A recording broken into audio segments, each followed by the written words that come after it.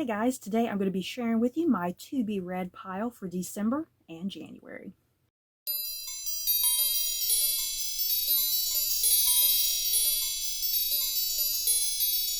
Oh my god, I can't believe we're at the end of the year, you guys. Oh my god, it's so weird me sitting here saying, oh, here's my TBR pile for December, and then heading into January of 2023. Oh my god. Time is like going by so quickly. So yeah, before I get into this TBR, my previous TBR went very well. I read like the next Outlander book by Diana Gabaldon that I needed to read. I'm slowly making my way through that series. I think I was on what, book 7? I believe I've lost count of how many books I read. Book 7, that went very well. I went through it a lot quicker than I kind of thought, considering how long those books are. I read like some Disney themed books, which were nice. I read like some kind of spooky Halloween type books, kind of there around the end of October for the spooky season, which was nice. I read a nice little gathering of books that I, for the most part, really enjoyed. I'll get to reviews for those sometime in the future. As always, I always get my Goodreads reviews up immediately when I'm done with a book. A video version of the review usually goes up like months and months and months after the fact, but I do eventually get to them. And yeah, my previous TBR went so well that I got done like a whole half a month earlier than anticipated. So I was able to squeeze out a couple more books, which I'll go ahead and include. I'll go ahead and include those books in this video, what I was able to accomplish. So one of those books that I was able to squeeze out like near the end of November, like I said, because I had like a half a month left of November because I accomplished my TBR so early. One of those first things that I was able to read was What Moves the Dead by T. Kingfisher. The plot synopsis of this, you guys. Ooh, yeah, and I love this inside flap. You guys, how great is that? I love it. Ooh, so eerie. If you don't know what this book is about, you guys, let me tell you because it's great. It says this is a fluid Technicolor reimagining of Poe's The Fall of the House of Usher, which is one of my top favorite Edgar Allan Poe stories, that takes no prisoners, not to be missed. So yeah, when Alex Easton, a retired soldier, receives word that their childhood friend Madeline Usher is dying, they race to the ancestral home of the Ushers in the remote countryside of Ruritania. What they find there is a nightmare of fungal growths and possessed wildlife surrounding a dark pulsing lake. Madeline sleepwalks and speaks in strange voices at night, and her brother Roderick is consumed by a mysterious malady of the nerves. Aided by a redoubtable British mycologist and a baffled American doctor, Alex must unravel the secret of the House of Usher before it consumes them all. Yeah, like I said, I've already read and reviewed this book, so stay tuned for that. My thoughts and feelings. And yeah, seriously, the cover of this, look at that. Oh my god, so great. Gross, grotesque, and disturbing, but so great. And then the other book that I was able to accomplish, once again, since I had half of November left since I finished my TBR, the other book that I was able to accomplish was this beast of a book here by Stephen King, Fairy Tale. Let me tell you about the plot of this as well, you guys.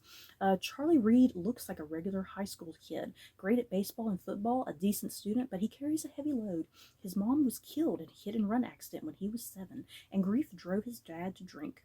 Charlie learned how to take care of himself and his dad. When Charlie is 17, he meets a dog named Radar and her aging master, Howard Bowditch, a recluse in a big house at the top of a big hill with a locked shed in the backyard. Sometimes strange sounds emerge from it. Charlie starts doing odd jobs for Mr. Bowditch and loses his heart to Radar. Then, when Bowditch dies, he leaves Charlie a cassette tape telling a story no one would believe. What Bowditch knows and has kept secret all his long life is that inside the shed is a portal to another world. Yeah, guys, and that's all I'll say. I'll stop right there. Yeah, once again, already read and reviewed this book, so stay tuned for this. And yeah, another great cover. I love this cover because it's like, because there's like the portal there, but there's something about it too. Since this book is called Fairy Tale, it almost looks like a dragon eye. There's something about it almost like it looks like a dragon eye. And yeah, I like the boy here and the dog. It's just, this is a really wonderfully designed cover. Okay, so getting what I'm supposed to be doing for my TBR for December and January. Let me get into those. First up, I have Almost There, and this is part of the Twisted Tale series by Disney, and this is by Farah Rashan. And yeah, all of these books in the Twisted Tale series ask this what if sort of question. It's going to change the narrative, what you know about your favorite Disney movies. And this one is saying, what if Tiana made a deal that changed everything? Ooh, yes, love it. I love the green. I love the green of this book cover and everything. Since it's about people turning into frogs and whatnot. Yeah, is Tiana not going to turn into a frog in this book? I'm interested. And then the next Disney book here is Never Never by Serena Valentino, and this is part of the Disney Villains book series. I have had some complex issues with this villain series. I don't know how this Hook book is going to go. I'm hoping this Hook book is more of a standalone compared to some of the other books in the series, but we shall see. Yeah, guys. So yeah, this is what these villain books are. They're just little small books, and they're supposed to kind of like be origin stories, but how these Disney villains become Disney villains and whatnot. And yeah, here's the cover with Captain Hook, and then all of the covers do this thing when you take off the flap, and here's like crazy looking Hook on the back with the clock that's like inside the crocodile. Then I'm going to read this book right here, The Witch and the Tsar, you guys, by Olesa Salnikova Gilmore. Another gorgeous cover, you guys. Oh my god, I'm just in love with all these gorgeous covers. Let me tell you about this book, you guys. I am super excited to get to this. Oh my god, I cannot wait. As a half-goddess possessing magic, Yaga is used to living on her own. Her prior entanglements with mortals having led to heartbreak, she mostly keeps to her hut in the woods, where those in need of healing seek her out, even as they spread rumors about her supposed cruelty and wicked spells. But when her old friend Anastasia, now the wife of the Tsar and suffering from a mysterious illness, arrives in her forest desperate for her protection, Yaga realizes the fate of all of Russia is tied to Anastasia's. Yaga must step out of the shadows to protect the land she loves. As she travels to Moscow, Yaga witnesses a 16th century Russia on the brink of chaos. Tsar Ivan, soon to become Ivan the Terrible, grows more volatile and tyrannical by the day, and Yaga believes the Tsarita is being poisoned by an unknown enemy. But what Yaga cannot know is that Ivan is being manipulated by powers far older and far more fearsome than anyone can imagine. Yes, you guys, yes. Oh my god. I'm so used to reading like historical fiction with Russia, like during the dying days of Imperial Russia, with like Tsar Nicholas II and whatnot. I'm so used to reading like that time frame with Imperial Russia, and yeah, this taking place, what did it say, the 16th century, right? This taking place in the 16th century with Ivan the Terrible. I don't think I've ever read a historical fiction book kind of focusing on that time period. Yeah, I am all sorts of intrigued and excited. I cannot wait to get to this book, you guys. Okay, guys, here's an interesting book choice that y'all might be thinking, what the hell? This is just really random. I've been trying to go through my TBR because how my TBR is listed on Goodreads, I have all of my books in order of how I purchased them. So yeah, the newest stuff that I have purchased is obviously at the very, very bottom of the list when I'm scrolling through. So I've been trying to get stuff that's kind of near the top of my TBR list that I've been neglecting for like years and years and years and years, you guys. I feel like super old at this point. And so this next book that I have is actually a book that I won on Goodreads, I think back in 2013. You guys, this is how old this book is. And yeah, it's like an advanced reader's copy as well. And this book, you guys, Prince Harry, Brother, Soldier, Son by Penny Jr. Yeah, this is an old one, you guys, and very dated at this point. Very, very dated because, yeah, this book, like I said, it was written like back in 2013, so yeah, Meghan Markle is not even a thing in this book. I know Harry has like an autobiography of some sort, or a memoir or whatever. I know he has a new book coming out soon. I think it's coming out next year, ain't it? Like early next year. So I'm kind of anxiously looking forward to that book. I'm horribly anxiously looking forward to that book. I don't know how. I already have complicated feelings about him writing a book to begin with. But yeah, I was like, before that book comes out, I need to get this book done. Even though it's horribly dated at this point, and it stops at a certain point in his life, I still want to get through this. Like I said, this is an ARC copy, that I won through Goodreads. And yeah, it kind of looks like it, just the way the layout kind of is. It looks like it's not even complete in places. So yeah, I'll see how this goes. I'm probably only going to do a book review for this on Goodreads. I'm probably not going to do a filmed version of this. I don't really see why, you know, like I said, since it is dated. But yeah, I think this would be a nice little precursor, weirdly enough, to sit and read before his memoir comes out, and we can all share in the scandal and gossip of that. Okay, you guys, and I think all of that is pretty much going to take me through December. So what I have left here, I'm hoping I'll start like in January. What I really want to accomplish next year in 2023, I want to get through the Strike series by Robert Galbraith. Oh, aka J.K. Rowling. I think we all know this at this point, don't we? I mean, even back here, like the author thing, it says Robert Galbraith is a pseudonym for J.K. Rowling, author of the Harry Potter series. They're not even shy about it. They're not even hiding from it. So yeah, the first book in the Strike series is called The Cuckoo's Calling. I do own every single book in the Strike series at this point, even the newest one that just came out not too long ago. And yeah, I think what I'm going to do with this series, since there's so many of them, and they're so long, the books are so long too, instead of like binging, like doing a binge read, I'm just going to like each TBR do one of these books. So yeah, this is first up, obviously. And yeah, these are like mystery thriller type books. I have seen the Strike television series that stars Tom Burke as Strike, and Holiday Granger is like his assistant who helps him investigate stuff. I do really love the TV show. I'm curious how I'm going to feel about the books. I'm kind of worried they might drag a little bit. I don't know. So yeah, this first book, if you don't know what goes on in this first book, after losing his leg to a landmine in Afghanistan, Cormoran Strike is barely scraping by as a private investigator. Strike is down to one client, and creditors are calling. He also has just broken up with his longtime girlfriend and is living in his office. Then John Bristow walks through his door with an amazing story. His sister, the legendary supermodel Lulu Landry, known to her friends as Le Cuckoo, famously fell to her death a few months earlier. The police ruled it a suicide, but John refuses to believe that. The case plunges Strike into the world of multimillionaire beauties, rock star boyfriends, and desperate designers, and it introduces him to every variety of pleasure, enticement, seduction, and delusion known to man. You know, like I said, even though I've seen the TV show, I kind of can't remember where this story goes, like who's the murderer. You know, I can't remember quite. And yes, we all know, let's kind of put, you know, the elephant in the room here. We all know that J.K. Rowling has said some things, some unfortunate things. It's not my business to commentate on any of that, you guys. So that's why I'm not really bringing it up, you know, until this point that I'm talking about it. And yeah, I don't really plan on discussing any of that. Once again, it's not my business. Next, I plan on reading this book. This is another book, kind of like the Prince Harry book that I was talking about. This is another book that's like been lingering at the very, very, very top of my TBR for the longest time, that I purchased a long time ago. And this is The Fairest of Them All by Carolyn Turgeon.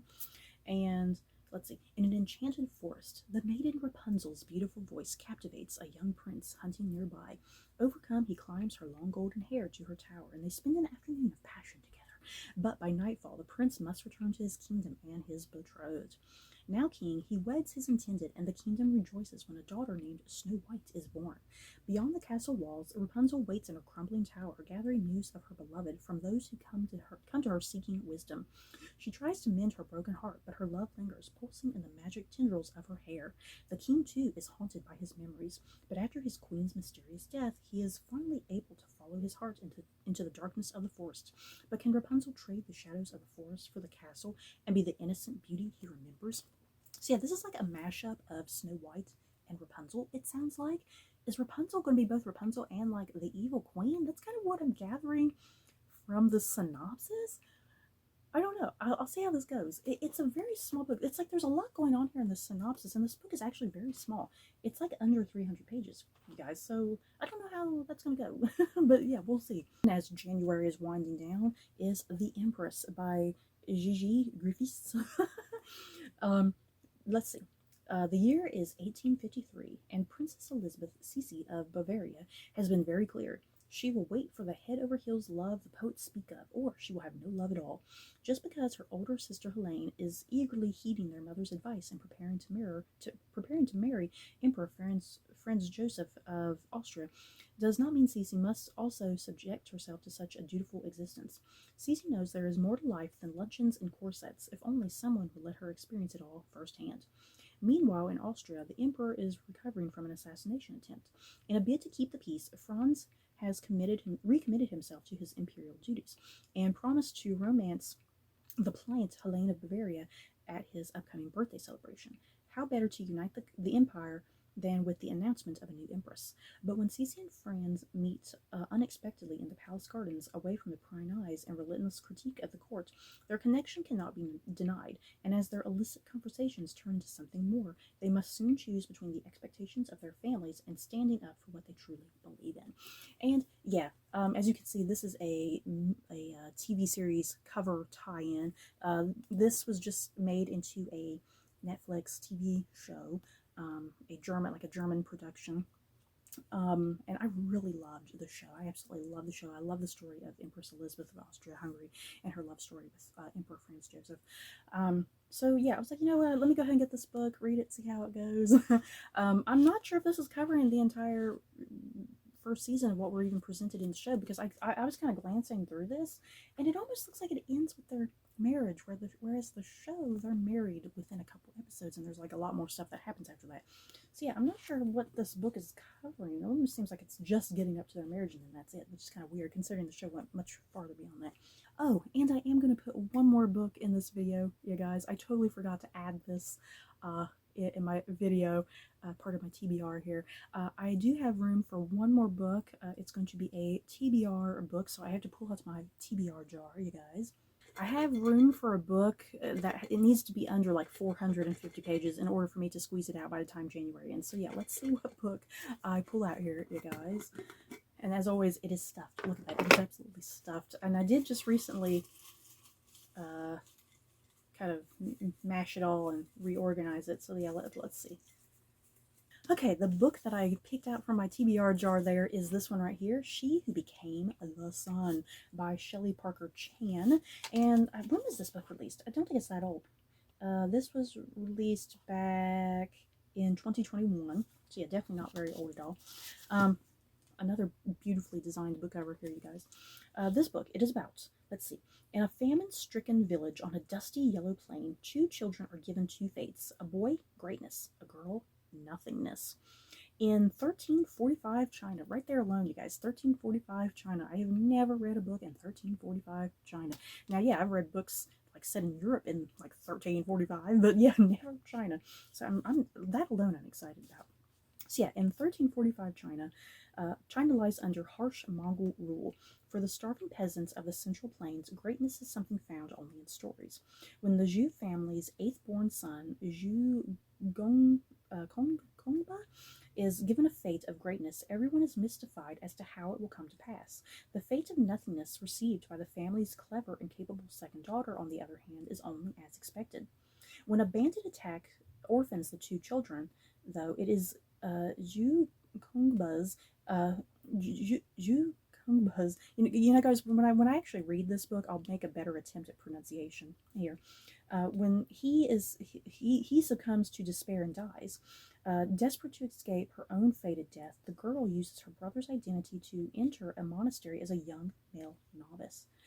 There, propelled by her burning desire to survive, Zhu learns she is capable of doing whatever it takes to stay hidden from her fate and claim her brother's given destiny as her own. Ooh, it's like there's kind of this mix of Mulan in there too, and whatnot. I really like that. It sounds great, you guys. I can't wait to get to this. I like I said, it came out back in 2021, and I was like, oh, I want to get to this so bad. So you guys, that is it for everything that I plan on reading in December and January. In the comments below, have you guys read any of these books? Do you plan on reading any of them? Just let me know your thoughts down below. So that's it for this video. Don't forget to like, comment, and subscribe. And if you like this video, you may like these other videos. Bye, guys.